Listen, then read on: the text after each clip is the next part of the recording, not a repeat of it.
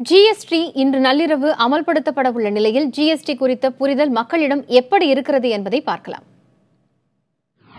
அது இம்ப்ளிமெண்ட் பண்ண பிறகு தான் எங்களுக்கு வந்து காமன் பீப்புளுக்கு அண்டர்ஸ்டாண்ட் பண்ண முடியுமோஞ்சு அதுக்கு முன்னாடி என்னால் அந்த பேசிக் நாலேஜ் வந்து ஜிஎஸ்டியோட பேசிக் நாலேஜ் வந்து கம்ப்ளீட் நாலேஜ் வந்து ஐ கேனாட் அண்டர்ஸ்டாண்ட்.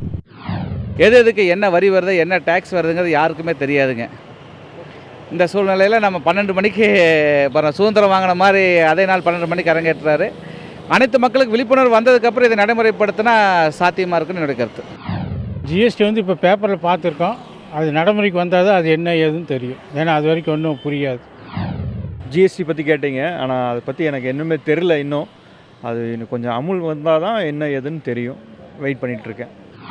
ஜிஎஸ்டி வருதுன்னு இருக்காங்க. புளி வருதுன்னு சொல்லிட்டு மாதிரி தான் இருக்குது. வந்ததுனால புளியாக வருதா இல்லை பூனையாக இருக்க போது தான் தெரியும். பட் சின்னதாக ஒரு தொழில் பண்ணிட்டு இருக்கிறோம். மாதமே ஒரு 20-25 தான் லாபம் வருங்கிறவங்களுக்கு வந்து இந்த ஜிஎஸ்டி வரனால அவனுக்கு மேற்கொண்டு அட்லீஸ்ட் ஒரு 5000 செலவாகும். ஸோ அந்த செலவை வந்து அவங்களால இது பண்ண முடியாது. ஸோ அவங்களுக்குலாம் இது வந்து சிரமமாக இருக்கும்னு நினைக்கிறேன்.